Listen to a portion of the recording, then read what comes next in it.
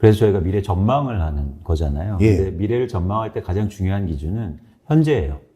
그래서 현재가 변해서 미래가 되는 거지 현재와 전혀 동떨어진 미래는 없습니다. 그래서 저희가 미래를 예측할 때는 현재 지금 무슨 일이 일어나는지를 잘 아실 필요가 있어요.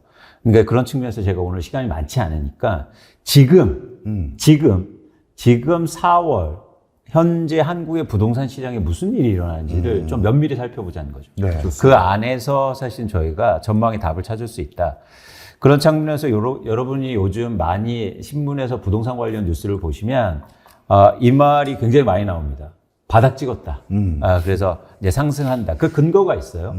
보시는 것처럼 이 표는 여러분들이 잘 보이실런지 모르겠지만 그 아파트 매매 가격 지수의 주간 변동률이에요. 근데 전 세계 어느 나라고 주간으로 저걸 발표한 나라는 없는데 어쨌든 대한민국은 발표합니다. 근데 잘 보시면 서울이 이제 지난주 그러니까 최근에 목요일 날 발표한 지수에 의하면 서울이 4주째 마이너스를 기록하다가 플러스로 전환됐잖아요. 그러니까 저걸 보면서 그리고 경기도 한 주 그렇고 인천도 2주간 저런 변화가 일어나면서 한국의 부동산 가격이 바닥을 찍은 거 아닌가 이런 얘기들이 나오고 있습니다. 근데 저 부분에서 저희가 한번 살펴보자는 거죠. 근데 일단 그래서 이제 전체적인 흐름을 보면 이걸 그래프로 보면 이런 상황입니다. 그러니까 예를 들어서 저희가 어떤 변화를 보는 것도 중요하지만 2023년에는 전반적으로 이제 계속 마이너스가 찍히다가 이제 하락폭은 줄었는데 그러다가 지난해 예를 들어서 5월, 6월부터 조금 반등했다가 다시 떨어지고 다시 이제 변화하는 거죠. 이걸 통해서 말씀드리고 싶은 건 뭐냐면 모든 자산 가격은 그게 주식이든 부동산이든 채권이든 계속 하락하는 것도 없고요. 계속 오르는 것도 없어요. 그런 측면에서 어떤 일시적으로 저런 변화가 일어나고 있고 최근에는 약간 꼬리를 이제 들었다. 네. 저게 바닥을 찍은 거냐가 이제 가장 큰 관심사인 겁니다. 근데 여러분 꼭 여기서 전제해야 될 게 있어요. 자산시장, 특히 투자로 보는 자산시장에서는 바닥이라는 건 어떤 의미를 갖고 있냐면 더 이상 떨어지지 않는다는 의미가 아니에요. 그 이후부터 오른다는 거예요. 네, 그래서 우리가 주식 투자를 잘 못하시는 거예요. 네. 자꾸 주가 많이 떨어졌을 때 바닥이네. 더 안 떨어질 것 같아서 사면 안 돼요. 그건 바닥이 아니에요. 오르는 걸 사야 돼요. 예.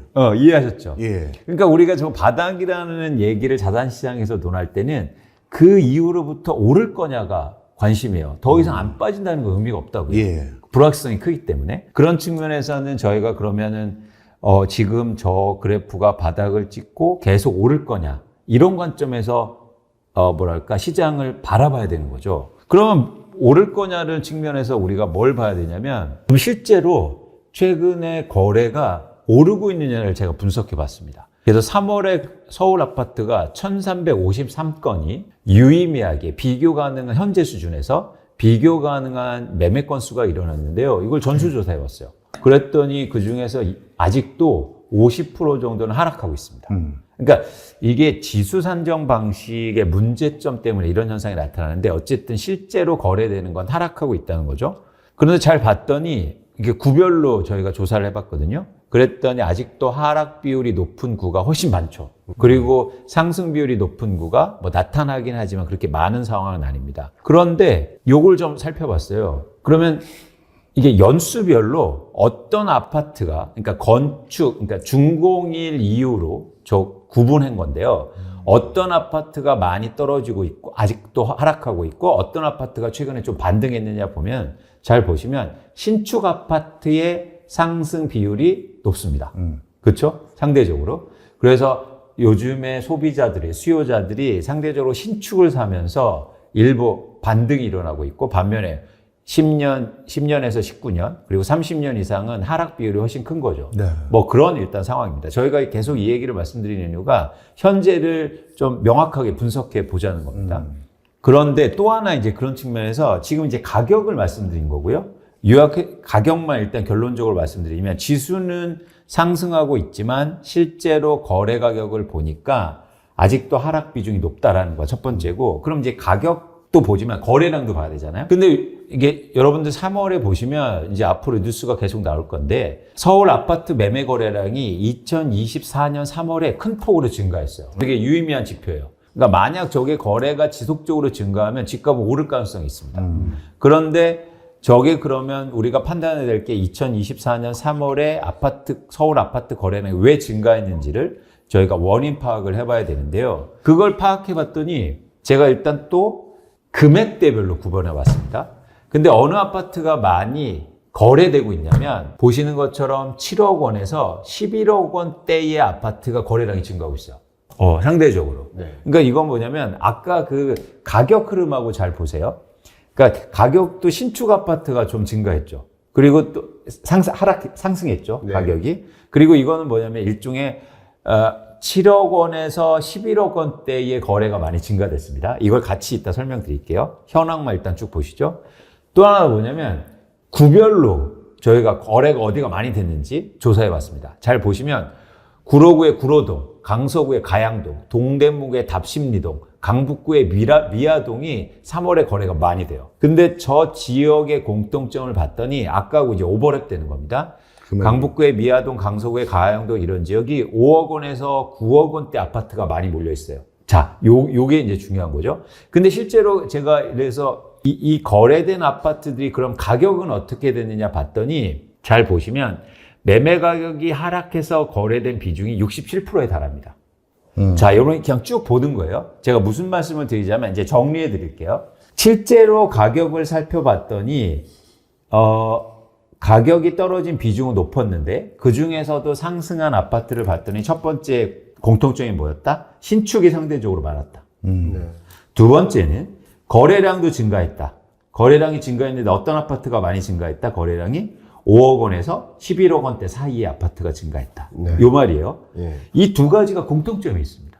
그리고 거래량이 증가한 지역을 봤더니 하락 비중이 높았다죠. 그죠? 네. 이 두 가지의 공통점이 있어요. 지금 시장을 움직이는 수요의 특징을 말해주고 있어요. 그건 뭐냐면 실수요자입니다. 실수요자가 신축을 더 선호해요. 그리고 실수요자들이 훨씬 더 5억 원에서 11억 원대의 실수요자들이 훨씬 많잖아요. 우리나라가 가계자산 비중을 보면. 그러니까 지금 시장을 움직이는 변화는 뭐냐면 실수요자들이라는 거예요. 근데 실수요자들은 제가 계속 누누이 얘기하지만 어떤 거냐면 가격의 민감도가 큽니다. 그래서 가격이 예를 들어서 오르잖아요. 그러면 실수요는 다시 줄 거예요. 그래서 지금의 변화가 일시적이라고 판단하는 거죠. 그 이유가 있거든요. 그래서 전체적으로 한번 보자는 거죠. 이건 서울 아파트의 매매 거래량을 연도별로 그려드린 건데 최근의 변화에서는 지난해 거래량이 증가했지만 잘 보세요. 절대 거래량은 이게 서브프라임 수준보다도 훨씬 낮습니다. 그만큼 사실은 지금 시장에 수요가 많지 않다는 거예요. 그래서 일부 가격이 떨어지거나 변화가 일어나면 실수요자들이 시장을 살 뿐이지 이게 추세적으로 이어지지 않고 있다는 거고요. 그런 측면에서는 지금 시장의 이런 최근의 단기적인 변화가 하반기 때도 지속되고 집값의 반등을 일으키고 바닥을 일으키고 이러기는 좀 어렵지 않느냐 저희가 판단하고 있는 겁니다.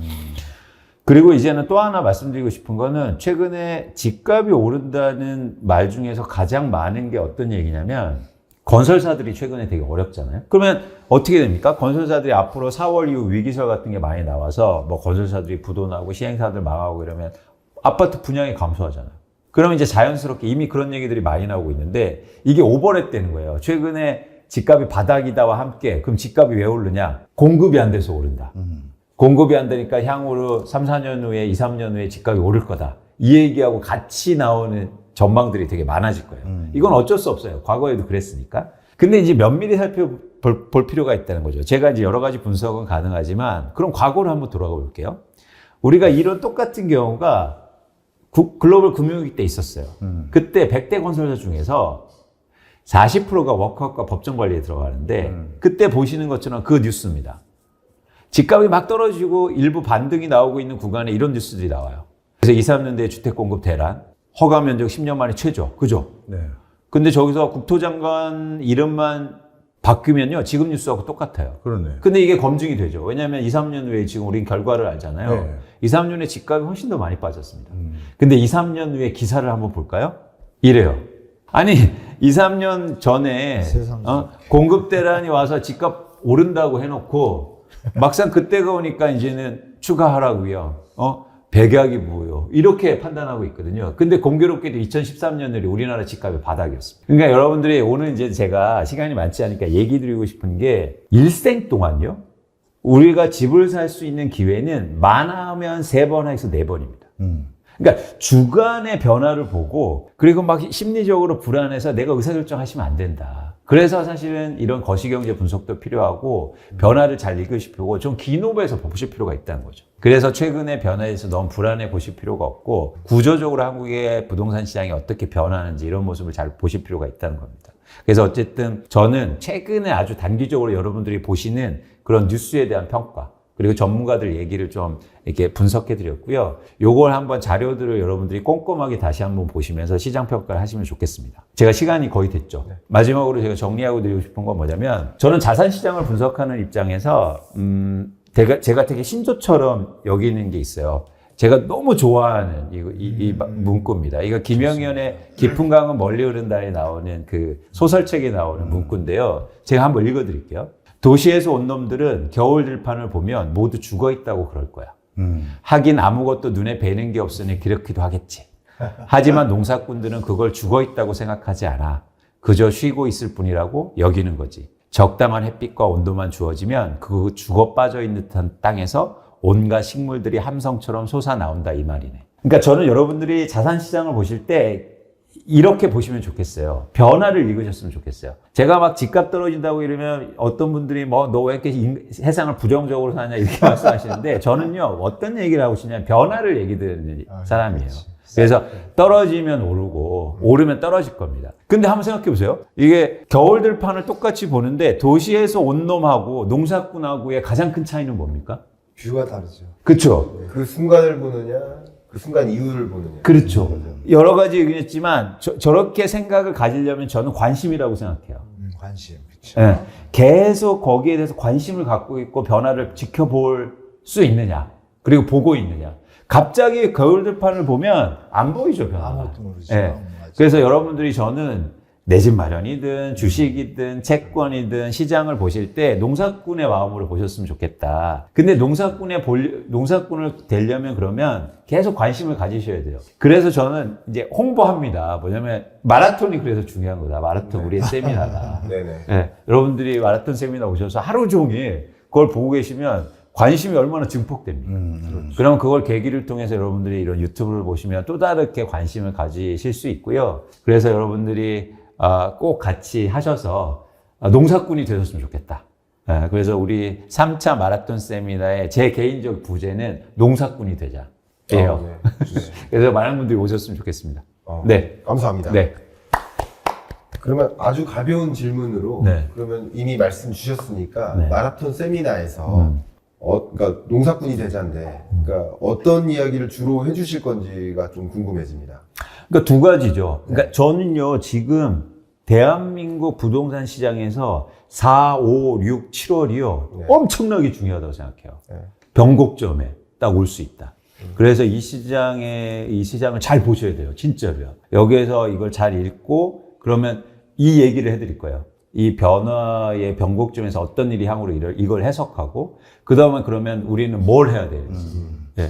그냥 마냥 기다리면 되는 건지 아니면 그 변화가 왔을 때 어떻게 대응해야 되는지 이 얘기를 구체적으로 드려볼까 합니다. 네. 네. 저도 질문 하나 드리겠습니다. 네. 딱 그 2011년도 부동산 흐름과 딱 비교를 해주시니까 딱 뭔가 이렇게 딱 뷰가 보이고 참 좋더라고요. 근데 2011년도에 사실 아파트 매매 가격은 거의 폭락이라는 수준으로 돼서 글로벌 금융위 이후 뚝 떨어졌는데 전세 값은 폭등 비슷한 표현들이 들어갈 만큼 많이 올랐잖아요. 네. 그렇다면 대표님께서 보시기에 앞으로 매매 가격은 방금 뷰를 어느 정도 주셨지만 전세 가격은 어떤 뷰를 가지시는지 마라톤 세미나에서 해주실 거죠? 제가 박정희 교수님 진짜 중요한 질문 하셨는데요.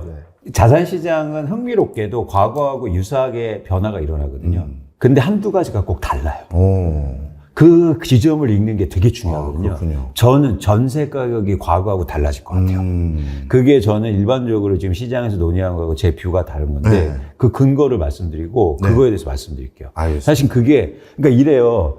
지금요 마라톤 세미나 아니고요? 마라톤 쏘면 했다 말씀드릴게요. 그러니까요. 지금 그러니까 왜냐면 그렇잖아요. 저희가 예를 들어서 뭐 오일 쇼크나 뭐 이런 게 보면은 네. 뭐 잘 보시면 유사하게 흘러가지만 꼭 한두 가지가 다르거든요. 그렇죠, 맞아요. 그 한두 가지가 다른 거에 뭐랄까 기회가 있더라고요. 그래서 그걸 보는 게 되게 의미가 있어서 오케이. 말씀하시는 게 네. 저는 좀 다르게 봐요. 알겠습니다. 네, 과거하고는. 좋습니다. 그럼 저도 한번 질문을 드리고 네네. 그리고 뭐 하겠습니다. 그러니까 마침 우리 박정호 교수님께서 전세 가격을 이제 말씀 주셔서 전세 가격은 약 1년 동안 계속 오르고 있고 대략 한 전년 동월 대비 한 3% 정도 전세 가격은 오르고 있고 평균 아파트 매매 가격은 전년 동월 대비 한 마이너스 2% 정도, 2% 정도 좀 떨어진 상태. 그러니까 전세 가격은 오르고 있고 매매 가격은 떨어지다 보니 전세가와 매매가의 차이가 좀 좁혀지고 있는 이건 지금의 현상이라고 볼 수 있겠습니다. 그러니까 이 부동산 매매 가격을 결정짓는 수많은 변수 중에 잠깐 전세 가격과 매매 가격 간의 관계만 가지고 잠깐 한번 보겠다는 거, 조명을 해보겠다는 거예요. 그런 면에서 이런 의견들도 있을 수 있어요. 일단 두 가지인데요. 하나는 내 집 마련 수요 입장에서 전세 가격은 계속 오르고 있으니 그러면 그냥 전세로 살 것인가 아니면 적정한 타이밍이 되면 내 집 마련으로 전환할 것인가를 고민하시는 분들의 입장에서는 이렇게 좁혀진 국면에서는 내 집 마련 수요로 전개될 수 있겠다라는 그러니까 수요를 자극하는 요인이 되겠다라는 한 가지 포인트고요. 두 번째는 소위 말하는 이제 갭 투자 투자자들도 전세 가격이 이렇게 올라가지고 매매 가격은 어느 정도 조정된다 그러면 조금의 자금만 있어도 갭 투자할 수 있어 하는 생각으로 투자 의사도 조금 더 올라가는 경향이 생겼다라고도 판단 내려집니다. 왜냐하면 이렇게 된 구간이 22년 초부부터 이렇게 전개됐으니까 지금 정도 되면 대략 한 2년 정도의 기간 동안 이런 현상이 나타났거든요. 네. 이런 국면에서 전세 가격은 앞으로도 상승세를 유지할 것이라고 또 보고 있고 지금도 여전히 집 가격은 평균적으로 조정되고 있기 때문에 이게 어느 정도 이제 전세가율이 형성되는 그 구간에서는 내 집 마련 수요와 투자 수요가 수요로 이제 전환될 수 있다. 그게 이제 가격의 사이클을 변화시킬 수 있겠다라고 볼 수 있는데 이 부분 혹시 이광수 대표님은 어떤 뷰를 갖고 계신지 궁금합니다. 그러니까 이게 그 흥미로운 지점인데요. 저희가 이 전세 가격을 얘기할 때 가장 많이 보는 지표가 전세 매매 비율입니다. 그렇죠. 네, 그렇죠. 그래서 예를 들어서 전세 매매 비율이 쉽게 말해서 전세 가격이 매매 가격의 60% 후반대로가 가면 갭 투자가 들어오고 이런다. 근데 간과하는 지점이 있어요. 뭐냐면 부동산은 다른 자산과 다르게 절대 금액이 높아요. 네. 그러니까 이런 거죠. 예를 들어서 5년 전에 서울의 평균 아파트 가격이 6억 원이었어요. 네. 그때 예를 들어서 전세 매매 비율이 60%라고 하면 예. 갭 투자를 할 때 쉽게 말해서 2억 4천이면 집을 샀습니다. 네. 그렇죠? 지금의 서울 아파트의 평균 가격이 10억 원이에요. 네. 그러면 지금 갭 투자를 하면 4억 원이 필요해요. 네. 그러니까 비율은 똑같지만 돈이 훨씬 더 많이 든다는 거예요. 네. 그러면 그때처럼 60%가 돼도 갭 투자가 안 들어올 가능성이 굉장히 커요. 네. 이해하셨죠? 예를 들어서 4억이 있는 사람, 2억이 있는 사람보다 4억이 있는 사람이 훨씬 더 적을 거 아니에요. 그런 차원에서는 절대 가격이 올라갔기 때문에 과거 대비해서 전세 매매 비율만 보고 갭 투자가 앞으로 들어올 거다. 그래서 저는 제 예상으로 그런 근거들은 나중에 말씀드리겠지만 전세 매매 비율이 75% 이상으로 올라오지 않으면 갭 투자는 안 들어온다. 이거는 이게 과거하고 달라진 지점이에요. 과거는 60% 후반대만 되면 갭 투자가 들어와요. 근데 지금 절대 가격이 올라갔기 때문에 그 가격을 감당해낼 수 없어요.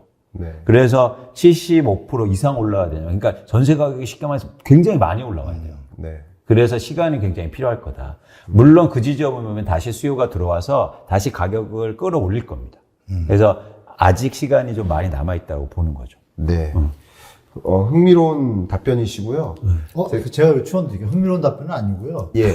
이 부분에 대해서 예. 처음 부탁드립니다. 예. 토론이니까요. 그럼요. 질문도. 전세가 비율이 지금 서울 아파트가 한 54% 찍었어요. 12월 연말 지금 한 55% 될 거예요. 56%나 네. 매매가 대비. 그럼 말씀 주신 대로 갭이 큰 데다가 55% 수준이란 말이에요. 네. 그럼 일단 볼륨 자체가 크니까 갭을 하려면 우리가 개념 자체가 뉴스에서 많이 보셨잖아요. 3천, 1억, 2억 뭐 이거란 말이에요. 네. 네. 강남 들어와야 뭐 3억, 5억. 네. 그때는 전세가율이 80% 갔으니까. 근데 지금은 말씀 주신 대로 상대 가격이 일단 많이 올라가 있고 전세 가격은 전세 대출이라는 레버리지가 5억까지잖아요. 네. 그 베이스에 밴드에 잡혀 있는 게 있어요. 그러니까 여기는 자산이 많은 사람들이 투입이 돼야 되는데 예. 영끌 시절에는 그 신용이고 뭐고 다 끌어다가 기본에다가 다 올 영끌했잖아요. 예. 올인해서 매수한 분들이 강남에도 갭투기가 있었어요. 예. 그분들이 한 예로 들으면 24억짜리 아파트를 2억 베팅해가지고 나중에 다 대출하고 네. 전세 놓고 해서 안 되잖아요. 네. 어떨 때 안 돼요? 지금처럼 금리 수준이 이거를 상쇄하고 능력이 있어야 되는데 볼륨도 커졌는데 그 영끌하던 갭투자들의 어떤 패턴이 이미 한 번 차익을 본 사람들은 기회가 있겠지만 예. 그 사람들도 어려워요. 네. 금액이 크니까. 근데 한 번도 안 하고 추가적으로 이 수요가 붙어야 예전보다 더 살아날 텐데 이 사람들하고 갭이 워낙 크다는 얘기죠. 그러면 여기서 말씀 주신 내용이 딱 맞아요. 75%가 돼도 네. 주택 가격이 10억이던 게 20억이 됐잖아요. 그 계획, 그 금액을 25%가 옛날과 지금 다르구나. 대한민국의 그렇죠. 자산의 어떤 맞아요. 분포를 볼 때 맞아요. 그 숫자가 극히 제한적인 거예요. 그래서 실제로 지금 그 시장 현상이 벌어지기 때문에 예. 제가 드린 말씀 마무리하면 이게 75%가 돼도 서울 아파트가 예. 움직일 수 있을까? 예전처럼 갭 투기가 대표님 말씀하고 비슷한 거예요. 아, 예전하고 이게 갭이 너무 크다. 그러면 이거는 힘을 잃겠구나. 예전하고 다른 시장이 오겠다라고 지금 같이 보고 있어요. 그러니까 아까 맞아요. 박정희 교수님 굉장히 흥미로운 말씀하셨잖아요. 이게 평균의 함정인데, 그런 거는 그러니까 자산 시장에서 비율의 함정이 있어요. 맞아요. 그러니까 우리가 비율만 볼 때는 특히 부동산 시장에서는 비율로 보면 안 돼요. 네. 그러니까 주식 시장에서 비율이 돼요. 왜냐하면 유효 수요가 풍부하기 때문에. 네, 네. 그러니까 초등학생도 삼성전자 주식을 살 수 있다고요. 그렇죠. 그래서 주식 시장에서는 수요 걱정을 안 해요. 살 사람이 없어 이런 걱정을 안 해요. 근데 살 이유를 찾는 거죠. 근데 부동산은 절대 금액이 크기 때문에 사실 비율보다도 절대 금액이 얼마나 들어가냐가 되게 중요합니다. 너무 좋은 답변이시고요. 제가 중간에 아주 짧은 질문 좀 여쭤볼게요. 우리 이광수 대표님이 강의로 이렇게 말씀해 주시고, 이게 토론으로도 발언해 주시는데, 글로도 많이 설명해 주시잖아요. 그것 좀 한번 말씀해 주시면 좋겠습니다. 혹시 예. 화면 잠깐 열어주시고. 예, 아니, 김영현 씨지? 아니요, 우리 이광수 대표님이 글로도 책을 분석을 많이 해주세요. 예, 책 그래서 쓰신다 한번 그러지 더 않으셨나요? 아니 사실 요즘 제가 탈거하셔야 되는데. 네이버 프리미엄 컨텐츠라고 시작을 했는데요. 시작하셨구나. 네, 그래서 여러분들이 혹시 6월에 저희 마라톤 세미나 3차까지 못 기다리시면 저희 네이버 프리미엄 컨텐츠 들어가셔서 축하드립니다. 예, 글도 제가 글을 올리는 직접 거 쓰시고. 읽어보시고 투자에 대해서 한번 같이 고민해 보시고 이렇게 하시면 좋으시지 않을까 생각합니다. 제가 그러니까 두 가지 때문에 이걸 한 거거든요. 첫 번째는 여러분들이 어떤 지식을 습득하는데 유튜브를 보시고 이야기 듣는 거 되게 중요한데 전 꼭 읽어야 된다고 생각해요. 왜 읽어야 되냐면 읽는 게 힘들고 시간이 오래 걸려요. 그렇기 때문에 자기의 생각이 들어가요. 그러니까 모든 지식은 자기화가 돼야 돼요. 네. 그러기 가장 좋은 방법은 읽어야 됩니다. 그런데 이게 여러분들 책도, 뭐 교수님도 책도 쓰시지만 책에 가장 단점이 있잖아요. 어떤 단점입니까? 타임리하지 못하죠. 업데이트가 안 돼요. 네. 그러니까 그 말씀 것처럼 자산시장은 급변하고 맞아. 변화가 있는데. 맞아. 근데 제가 이거를 써보니까 굉장히 좋아요. 그러니까 글을 쓰는데 업데이트해서 타임리하게 쓸 수 있다는 거. 그리고 여러분들도 그런 정보를 그렇게 받아들일 수 있다는 게 전 너무 장점이고요. 그래서 두 가지가 필요한 거죠. 뭐냐면 글을 읽으면서 여러분들의 생각이, 그러니까 주체적인 생각을 하실 수 있다. 두 번째는 뭐냐면 타임리하게 정보를 읽으면서 습득할 수 있다. 그래서 제가 홍보 좀 보태갖고 여러분들이 원하시면 네이버 프리미엄 컨텐츠 한번 보시면 좋으실 것 같습니다. 예, 기대가 되고요. 예. 이 어떤 글로 된 내용들, 분석된 그 보고서와 같은 이런 내용들에 기초해서 그걸 좀 많이 읽고 그 마라톤 세미나 참석하면 그럼요. 더 도움이 많이 되겠죠. 네, 그럼요. 네. 그렇게 저도 네. 이해할 수 있도록 감사합니다. 하겠습니다. 자, 혹시 또 추가적으로 예, 말씀 주실 시간 거 있으면 또 예, 시간 좀 있습니다. 여쭤보겠습니다. 예. 이거는 나중에 한문도 교수님께도 똑같이 여쭤보려고 아, 예, 하는데 좋습니다. 그래, 그럼 중간에 제가 또 짧은 거 몇 표 끝내고 이거 하는 게 낫지 않을까? 진짜 짧은 거. 그 김영현님의 시 있잖아요. 내용이 너무 좋아가지고 저분이 유명한 분이에요? 아닙니다. 그렇게 유명하신 분은 아닙니다. 근데 내용이 좋아서. 네, 제가 저 겨울들판이라는 글을 너무 알겠습니다. 좋아합니다. 끝. 아, 그 질문 교수님 되는데 그게 간단한 아, 거예요. 예. 아니, 저는 이따 한문도 교수님 발표 뒤에도 똑같은 네, 걸 네. 여쭤보려고 네, 하는데 네. 총선이 결국 끝났어요. 네. 그러면 이번 선거 때문에 부동산과 관련된 정책적 변화나 아니면 시계열적인 흐름의 변화도 있을 거고, 그 다음에 그것도 이제 뭐 두 분이 답변해 주시면 좋은데, 그거 포함해서 저가 제일 이제 궁금했던 건, 이제 부동산 PF에 이제 손을 대야 될 타이밍이 온 거잖아요. 잠깐 밀어놨는데, 이거 어떻게 될까요? 그러니까 일단 부동산 PF는 아마 한문도 교수님이 더 정통하시니까 제가 이제 잘 왜냐면 아시죠. 그 총선 영향을 조금 더 제가 조금 더 길게 설명드릴게요. 그러니까 뭐냐면 그러니까 한국이 지금 부동산 시장이 투자화돼 있어요. 투자화돼 있기 때문에 그러니까 그 시장에 속해 있는 쉽게 말해서 참여자들이 피드백으로 움직입니다. 네. 그러니까 기대하면서 움직여요. 쉽게 말해서 지금 총선이라든가 정책이 막 나왔잖아요. 그리고 총선에 대해서 변화될까라는 기대감을 시장의 참여자는 수요자와 공급자밖에 없어요. 네. 누가 더 기대했을까요? 그러니까 공급자들? 그렇죠. 집을 갖고 있는 분들이 변화를 더 기대하겠죠. 어떤 네. 기대? 아, 집값은 오를 거야. 그런데 막상 끝나고 변화가 별로 없으면 누가 실망감이 클까요? 공급자. 그렇죠. 그래서 사실은 역설적으로 실망감 때문에 향후에 집값의 예를 들어서 하락폭이 클 수 있다고 저는 보는 거예요. 예. 근데 이거는 그 전 정부도 똑같아요. 전 정부는 집값이 막 올랐죠. 네. 그때 정책이 막 네. 규제책이 나오지 않습니까? 네. 그럼 누가 기대했을까요? 아, 수요자가?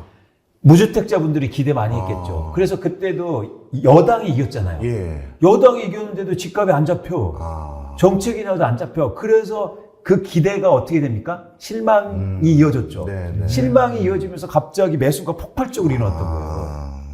그게 역설적으로 규제가 나오는데도 집값을 올린 이유였거든요. 그 실망을 누가 갖고 있느냐가 사실 이걸 이해하는데 핵심이에요. 예. 근데 지금의 총선의 실망을 누가 더 많이 할 거냐? 바로 공급자였구나. 네, 집을 많이 갖고 있거나 집을 투자로 갖고 있거나 잠깐 하나 볼까요? 예. 최근에 흥미로운 현상이 뭐 잘 아시겠지만 서울 아파트의 매도 물량이 증가하고 있어요. 예. 그죠? 집을 갖고 있는 사람들은 팔려고 많이 내놓고 있거든요. 그런데 호가를 올려요. 왜? 기대하고 있단 말이에요. 누군가 높은 집값에 사줄 거야. 거래는 안 되지만. 그런데 내놓다는 건 내가 집을 팔려고 일단 결심한 거잖아요. 예. 팔 결심했어요. 네. 그런데 실망감이 이어지면 어떻게 됐습니까? 호가가 내려갈 가능성이 있는 거죠. 그래서 저는 이 총선 때문에 그런 기대의 변화가 좀 더 시장에 미치는 영향이 좀 커지지 않을까라고 보고 있습니다.